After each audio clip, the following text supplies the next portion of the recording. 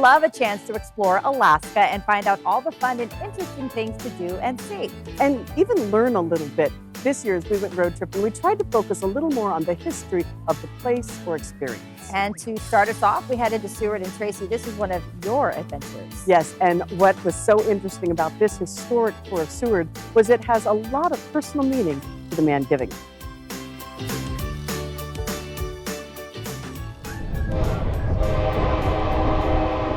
As we got off the Coastal Classic train, we were met by our city tour guide, Juno, the owner and operator of Seward City Tours. History is a passion of mine, and this is a wonderful little town. So I'm going to be sharing a little bit about the history of Seward, my history with Seward, and what makes it such an endearing town for me. And really, my goal is always to try to convince somebody to move on up here. So I get lots of people through, and one of these days you're going to see me driving around with a little stamp on the side showing I've recruited one from the lower 48. Jonah wants to make one thing clear. Facts and knowledge about an area, but there's also local knowledge about an area, and sometimes those things do not coincide. And so some of the information I'll give to you today, if you look it up online, if you're fact-checking me on Wikipedia and whatnot, you might find some slightly different numbers. I promise you my numbers and information is correct and theirs is wrong. Our first stop is the Benny Benson Memorial. Seward's a great little town. We're a small town, and yet we've played a big role in the development of Alaska, creating an identity for Alaska. And our first stop here is going to be at the Benny Benson Memorial, which is a perfect example of what I'm talking about. True north, not magnetic north, crucial to travelers, navigators, sailors. You know, Benny Benson hoped that star would help guide us to statehood.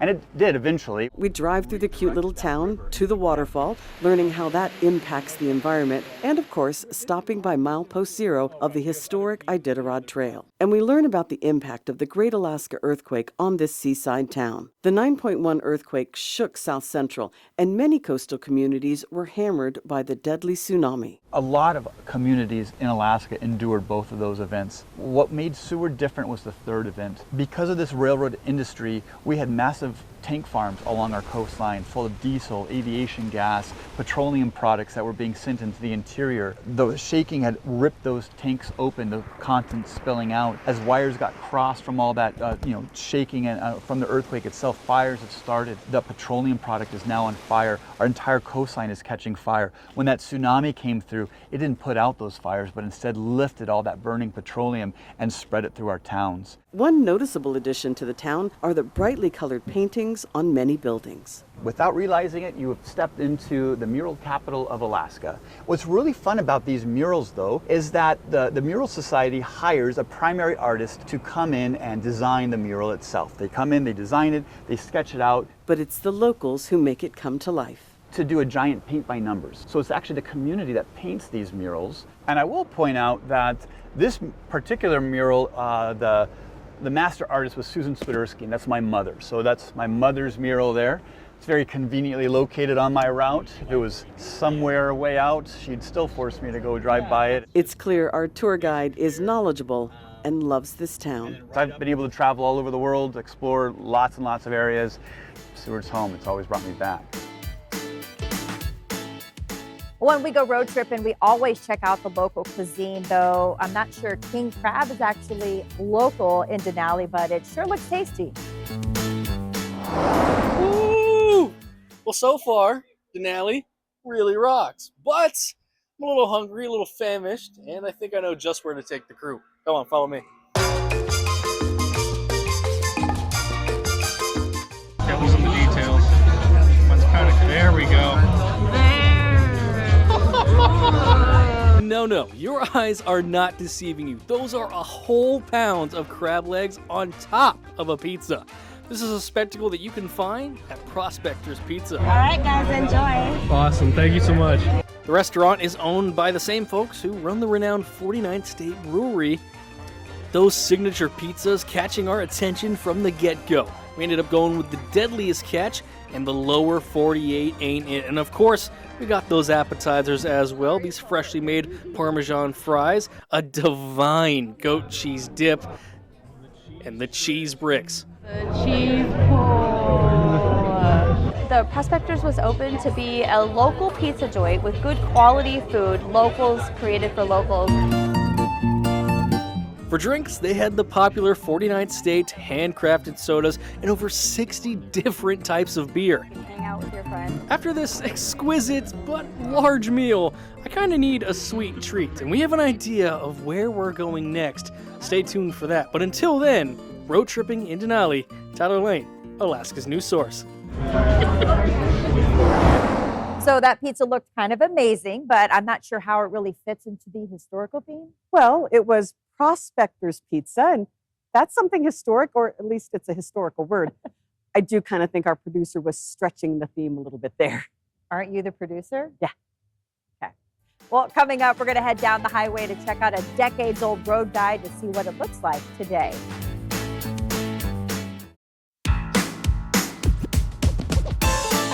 What do you get when you take a longtime Alaskan photographer who has a fondness for old Alaskan books and ask him to go road tripping? Well, you get a chance to take a trip back in time down the Seward Highway. Here's Director of Photography, Eric Soul.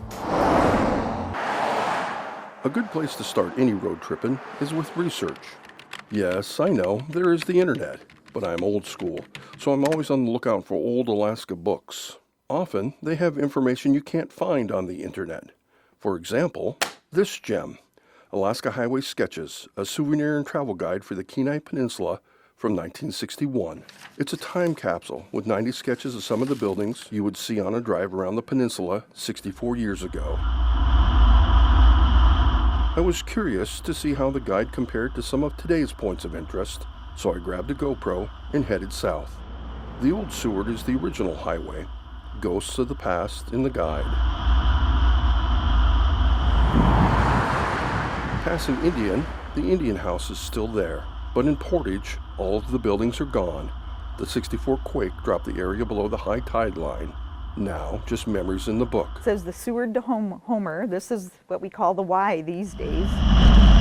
Going through Cooper Landing, some buildings recognizable, some businesses still there, 6 decades later.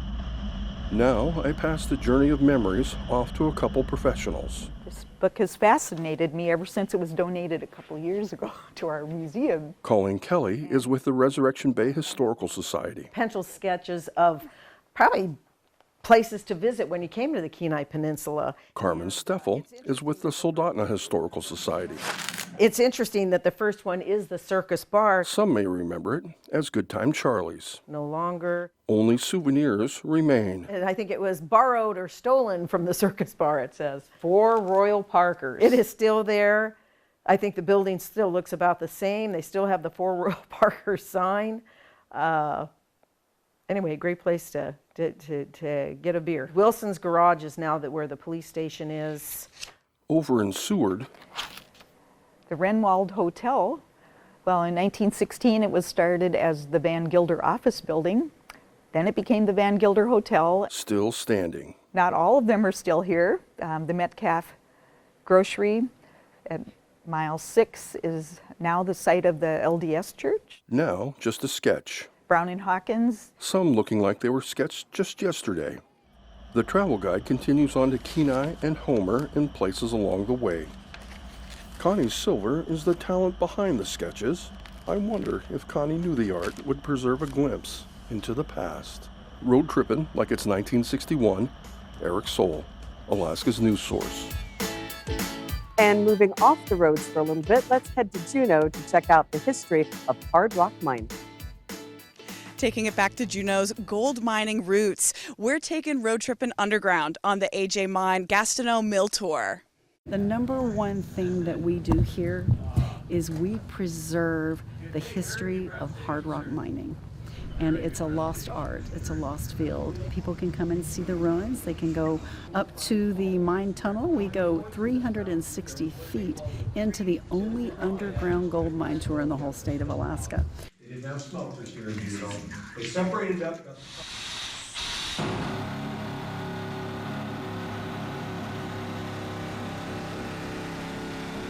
And I think at its peak operation, about 800 miners that were working here. And before it closed, they were periodically taking samples of the rock, figuring out where they were going to tunnel next. Assay reports from those samples showed over 1 million ounces of gold remaining in the mountain when this all shut down. Oh no. This being on TV thing doesn't work out. Send me down in the mines. It's time to put our skills to the test. Do this a few times, kind of like waves on your beach, and then repeat it. Shake it down. What you're trying to do is get that gold inside this little inside ridge here. It's gonna sink. You're not gonna see it. Okay, so once you have it sunk to the bottom, do a 45-degree angle and get that water out. Good job. Shabby. You're like a pro. I think so, something like that. Let's see what you got. I'm still working a little ways, but I got a couple. Oh, you got a lot. That's good. Can I retire with this? Or? Absolutely not. Oh. How fun. This is my first time in Juno, and I think now that I've struck it rich, You love it, and you're gonna move here forever. Yeah, I think maybe. I think maybe. Become a miner and a gold painter. Yeah. Yeah.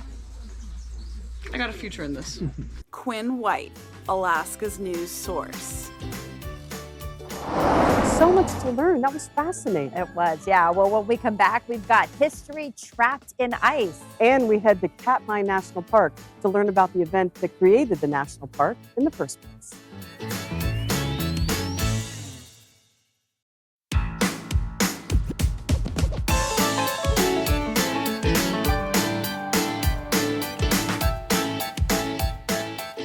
Well, on this edition of Roadtrippin 2025, we're talking history, mostly. And this is all about history in the ice, glaciers. Now, this is actually my story, and I have to say this trip was a dream come true. Helicopters and brilliant blue glacier ice. It doesn't get better than this. I love helicopters. Have I mentioned how much I love helicopters? This is a Robinson R-44. It's just a little personal helicopter with 3 passengers and a pilot. Pretty capable considering how small it is, but it's good for what we do. We're not going up high, we're not doing anything crazy, so it's perfect for tours. And I'm ready to go. We're very flexible with flying, so a lot of times we change the plans on the flight, changing landing spots and depending on what people want to look for. So some people focus on wildlife, some people want to see more glacier stuff. I have to say, that's me. Bring on the glaciers. We take off and head along the Resurrection River, seeing campers dotted across the sandbars. Our pilot knows this area pretty well. And I came up here for a seasonal job. I actually worked in Ketchikan for a couple of years, but then I just ended up never leaving. This is the best job I've ever had, really.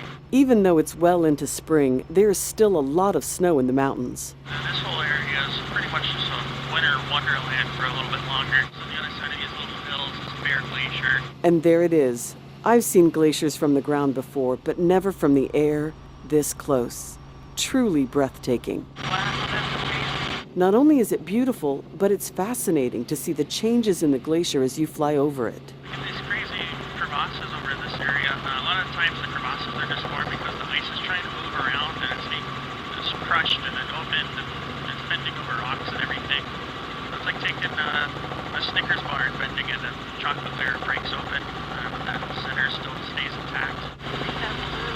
Yeah, those pools are insane. The water in those pools is just the most captivating blue I've ever seen, like someone poured food coloring into the water. And this is Bear Lagoon down here. It's steadily growing every year because the glaciers are receding back a little bit. But as a result, we get a ton of icebergs out here. As we fly over the icebergs in Bear Lagoon, Brian finds a safe place to land. We're just outside of Kenai Fjords National Park, and we get a chance to stretch our legs and look around. We're about halfway through the tour, and I honestly don't think I could be more amazed. Flying through Paradise Valley over Bear Glacier, I saw the most amazing blue color in the pools on that glacier. And then at Bear Lagoon, the amazing icebergs in the water. Now we're going to keep flying out toward the ocean and then follow the coastline back. I can't wait to see what happens next. We take off and take another flight over Bear Lagoon for a close-up look at some of the icebergs before heading toward the shore, which really isn't very far. Bear Lagoon is just a tiny strip of beach away from the Pacific Ocean. The flight back takes us along the rocks and cliffs. We did see one animal. Otter? Sea lion? We couldn't tell. But it's always cool. Brian flew us along the shore past relics of World War II and then an amazing view of the city, where we could see quite clearly the city planning that had gone into the roads, which I learned about during my city tour. With a lovely view of the small boat harbor, we return to the Seward home of Alaska Helicopter Tours. Shortly after we arrive, Brian takes off with another tour group in what might be the trip of a lifetime. Beth Burge and Melissa Fry got the chance to go to Catmy National Park, a land where history is found in the rocks and volcanic ash. There is a peacefulness inside Catmy National Park. The rich teal water flows gently. Birds sing freely. And the snow-capped mountains bring a depth and curiosity of how much is out there. It's 4 million acres of beautiful, abundant, and now protected lands. And in the middle sits the Valley of 10,000 Smokes, evidence of a once turbulent land and violent eruption. And the foundation of this national park. The Valley of 10,000 Smokes is how we became a national park, how we became a national monument in the first place. Today, it's a beautiful landscape, but 113 years ago, in June 1912, a single magma vent, now named Nova Erupta, was the site of the eruption that was felt around the world. So powerful that Mount Catmy, more than 6 miles away, collapsed when the magma was rapidly pulled from the mountain. The wildlife were decimated. Birds were falling out of the sky. The animals, mammals, destroyed.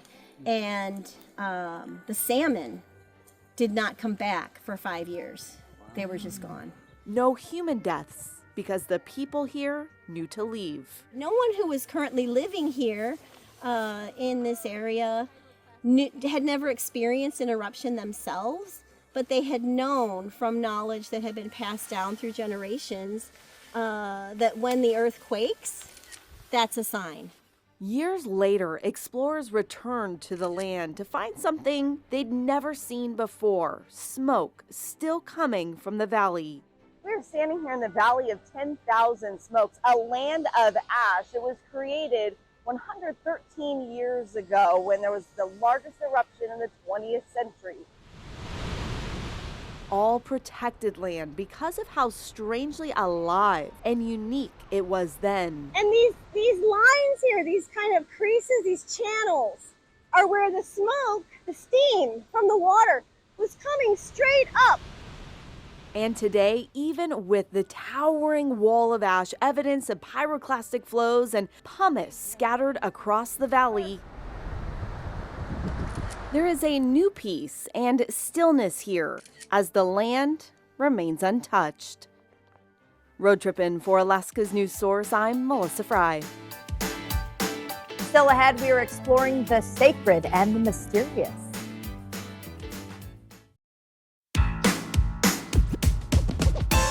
The city of Juno was established in the 1880s. It was part of the gold rush and named after a prospector from Quebec, Joe Juno, so there's a lot to explore. Well, after spending a week in Juneau amongst the tourists, a couple of members of our road tripping crew took a drive to find some peace.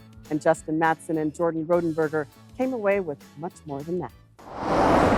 Well, as our road tripping adventures continue, it takes us about 20 miles outside of Juneau in the hustle and bustle as tourist season begins. Yeah, Jordan, this is my first road tripping series, and I could really use some peace and quiet. Well, it's an amazing spot. Obviously, you can see the beauty of this. The National Shrine of St. Therese. Yeah, it's a beautiful place. People come out here and, you can't help but be touched by the magnificence out here, the beauty of this place. And, people need a little place like that, to get away and need some space. A place of peace and worship. All through the summer, we have priests and sisters that come from all over the country. They come for a week or 2 weeks, and they minister to the people that are come here. A place of life. It's a marmot. Where are you from? North Carolina. Yeah. Groundhog. And death. It's the columbarium. One of the corporal works of mercy that Catholics have to do is bury the dead. So that's one of the things that the shrine does, is take care of those that are deceased. Between the burying of the dead, the living nature, the scenes, the Spirit of God, do you sort of feel all of those forces all at once when you're here at the shrines? Well, I do. I hope other people do too. I think, that's the beauty of the place. And it speaks to the soul, better than the words I can communicate. But yeah, I think this is a place where all those things do come together for people that, whether they're religious, whether they're Catholic, whether they're Christian, I think it speaks beyond that. It speaks to, you know, what is speaking to people down in their souls. And it's just a magnificent place. Well, Jordan, I think I found that peace and quiet I was looking for, but I kind of miss the hustle and bustle of the city. It is nice out here for sure, Justin, but luckily there is a lot more road tripping ahead of us as we explore the Juno area. I'm Jordan Rodenberger. I'm Justin Mattson, Alaska's news source. And while we were in Seward, Lauren Maxwell got to visit a spooky hotel.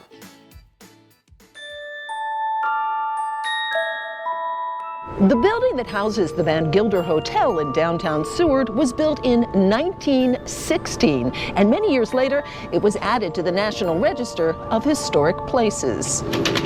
Today, the hotel is a curiosity, attracting people interested in its unusual history. A place where stepping into the lobby is like stepping back in time. The vibe that we're going for is more like antique, historical. Stained glass windows, Victorian fixtures, and a front desk with a saloon-style bar. I really like it, the old school piano that we have back here. There's even a bear right on this other side of this room.